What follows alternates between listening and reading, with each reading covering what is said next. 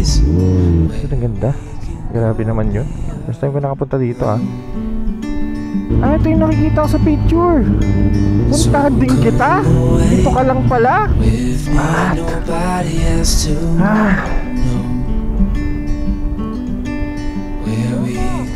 Nice! Wow!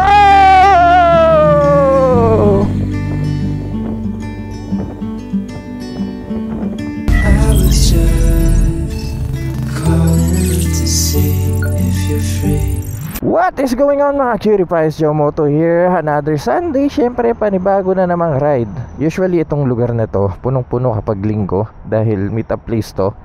Pero ngayon wala nang natira dahil anong oras na? Alas 9 na. So wala na tayong kasabay. Ngayong araw mayroon tayong dalawang kasamang superbike, isang 2210R at isang 23 na Hayabusa. Tatlong superbike dahil papunta kami ngayon ng Cavinti. Aminin ko simula nung sinalpa ko tong Michelin Power 5 sa 10R, bihira na ako maglalayo eh. Hindi tulad nung naka Road 6 pa ako. Kasi pang racetrack ang spec nito eh. Tsaka nang hinaya ko sa presyo, medyo may kamahalan kasi ito tapos maubos lang sa ganitong daan. Pero ngayong araw set aside ko muna yon dahil namiss ko gamitin tong 10R. Bira ko na ilabas to eh. Ang bagay talaga sa ride na to yung CB, lalo na yung e-clutch dahil traffic dun sa Laguna na dadaanan natin. Pero dahil superbike kasi itong kasama natin, edi sabayan na rin natin. Dali natin tong si Soju. So mag-gear up lang kami para makalis na tayo dahil masama ang panahon, medyo madilim. Tara, sana wag umulan. Kung nakarap na pala tong motor ni Danish.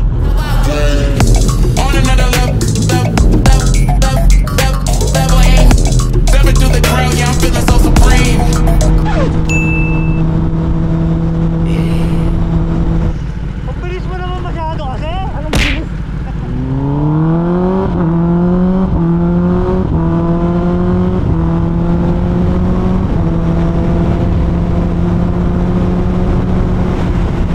Hey!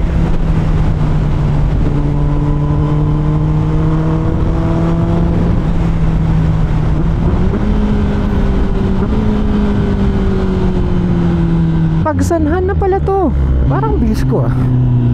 Bakit gano'n? No, sobrang luwad lang talaga ng daan.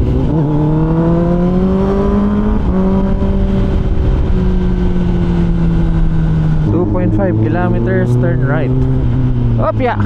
Sinalate ka, kuya!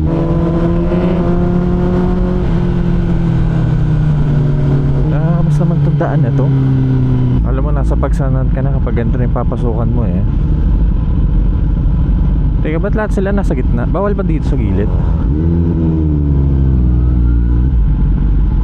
Ay! May na-deads. That's not good, man. Condolence po. Alala ko tong option na lang dito. Kanan o kaliwa? Alala ko kumanan ako dito na pumunta ako Cavinti. Oh! Kakain mo na? Ha? Kain muna. Ah, sige, sige. Grabe naman tong view na to. Anong lugar na ba to? Ito first time kong madaanan. Alumban.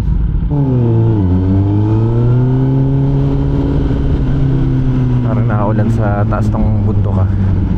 Bira akong mapadpad sa part na to eh. Ay, puro twisties. Masaya to.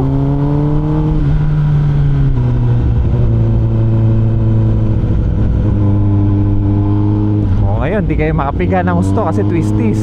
O.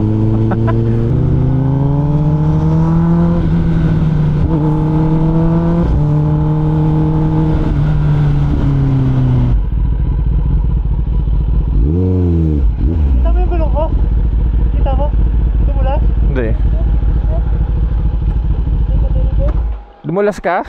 Ganda no? Anong lugar yan? Yung baba? Caliraya Lake. Ah, Caliraya Lake yan.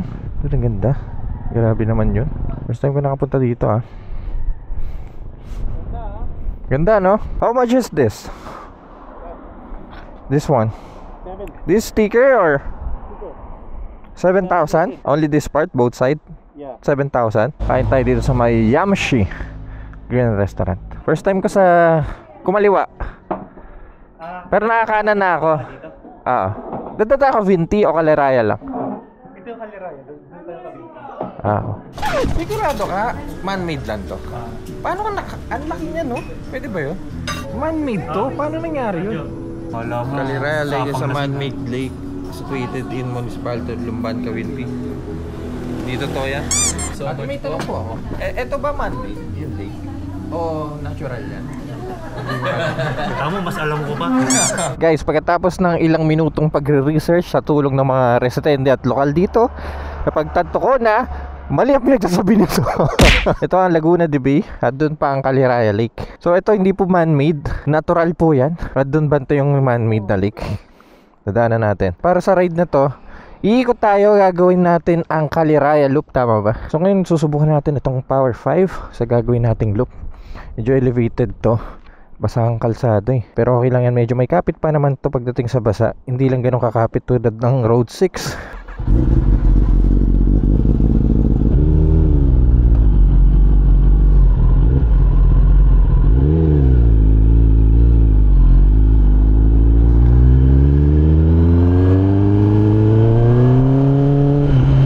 First time Caliraya Loop, pwede pala gawin to. Yung dalawa natatakot lumiko eh.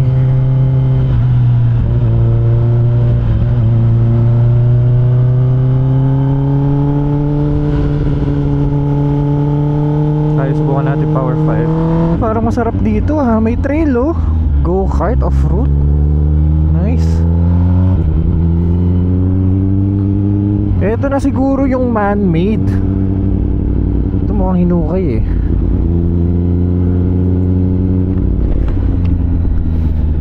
Ito yung man-made oh. Nice. Sarap mag-camping dito. Dude, grabe. Nakaka-relax. Ito yung nakikita ko sa picture. Puntahan din kita. Dito ka lang pala.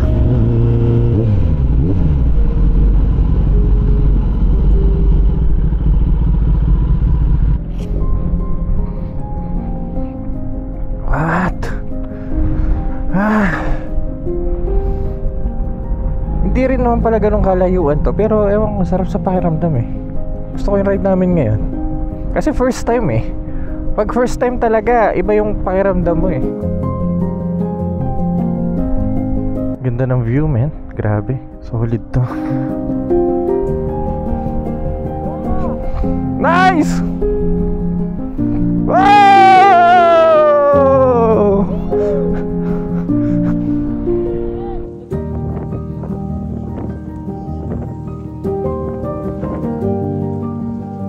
Ano po? Oh, sige po. Bisita ko yung mga dito. Sige po. 3, 2, 1.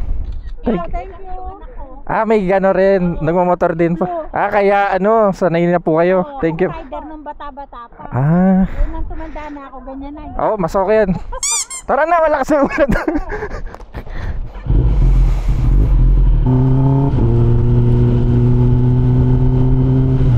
Ano to? Parang wala sa Pilipinas. Parang nasa Thailand oh. Home of Caliraya Lake. May Japanese garden.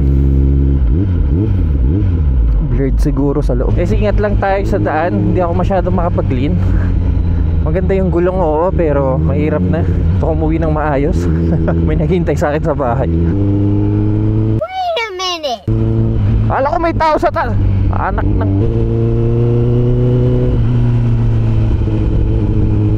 Ito may mga bahay-bahay na. Hindi ko sigurado kung gaano kalayo tong loop na gagawin natin pabalik dun sa dinaanan natin kanina. Pero ganun pa man, enjoy na lang natin ang view. The Hamptons. Oo, pang mayaman to. Welcome to Barangay Mahipon. Makati to. Ganitong scenario, ganitong ride guys, I advise naka big bike kayo. Michelin Road 6 talaga ang babagay dito. So mas maganda yung tread pattern nun. Pero para sa sport bike or super bike na pwede sa ganitong trip at pang racetrack, Michelin Power 5. Actually mas may maganda pa pala yung bagong dating na Michelin Power 6. Limited stocks na lang pagkakalam ko sa Power 5. Nagkaroon ng onting tweaks, upgraded performance. So Power 6 ang latest ngayon. Ito pa, may lake pa dito. Asan na yung si Danish? Wala na, kayabusa sa likod. Ayan, grabe tumatalsik na tubig sa likod ko. Ganda. Parang Sarap mag-camping. Mag-stay kaya ako dito ngayong gabi.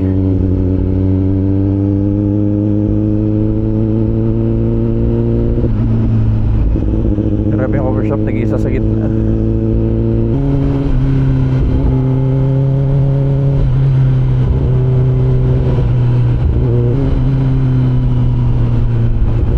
Napakaliwalas naman sa lugar na to.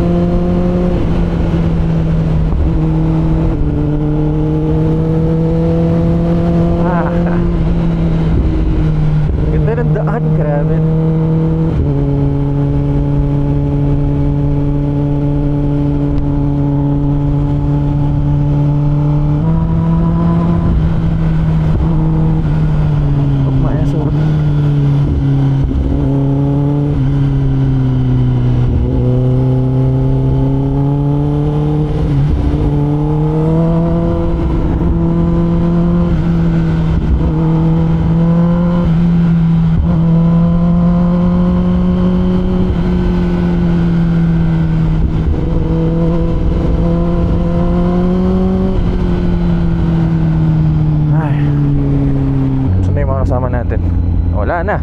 Kung kailan liko-liko, tsaka ngayon sila nawala. O yan. Pag straight, malalakas.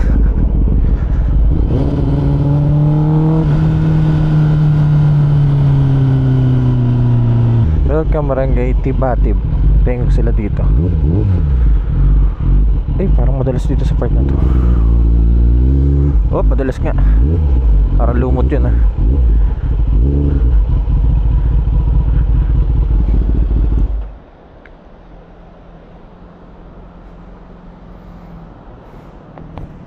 Okay lang kayo? Hindi ako nakakataw, nakakatakot. Natakot ka? Ikaw din? Ganda oh.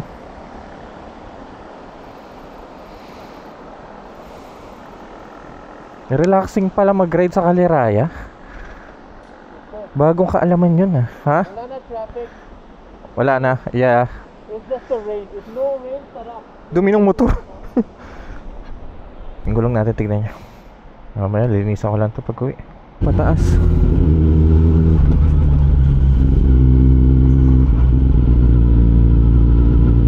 Ang cool! May ribbon yung helmet niya. Cool nila oh. Sana all may backray. Uy, patawirin mo, pedestrian yan oh. Sinusunod niya yung batas. Eh, medyo tuyo na yung daan. Lin mo! Commit! Alam, bay talaga. Galawang may dalawang anak to si Matt eh.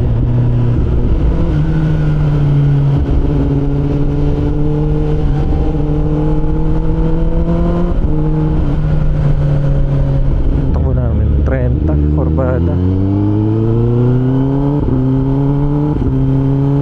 Unang punta ko sa Winty, bumili ako ng buko sa mga daan-daan eh. Parang dito yun. Mukhang ito na yung palabas. Dito na nagtatapos ang ating loop. Ito na nga, kakaliwa na tayo dito eh. Kli lang pala.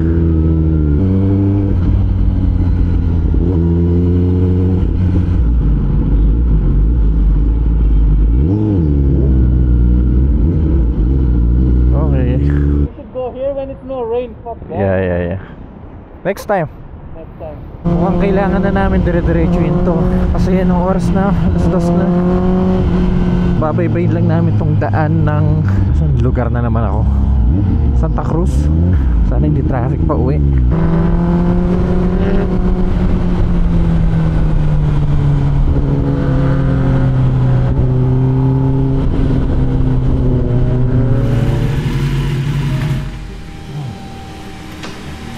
Sobrang dumi ng motor. motor, oh. Parang 50% na yung gitna ako. Anyway, masaya na may nabibigay niyang performance. May power 6 na pero hindi ko pinapalitan ng power 6 kasi ewan ko, gusto ko itsura nito eh. Mas sporty kasi itsura ng 5 kaysa 6 eh. Yung 6 ang haba ng thread eh. Yun nga lang, mas maganda yung performance na may bigay nun. Tapos 10% or 15% sa grip, lalo na dito sa side. So that's it for our Cali Raya ride. Kaya mga cutie pies, kung nag-enjoy po kayo sa video na to, kindly leave a like. At kung mahilig kayo sa mga ganitong content, huwag kayong mag-alala dahil nasa tamang channel kayo. So make sure to press the subscribe button dyan sa baba. Kaya mga cutie pies, tatanggal na ako mga gear. Papahinga muna ako. See you sa next content.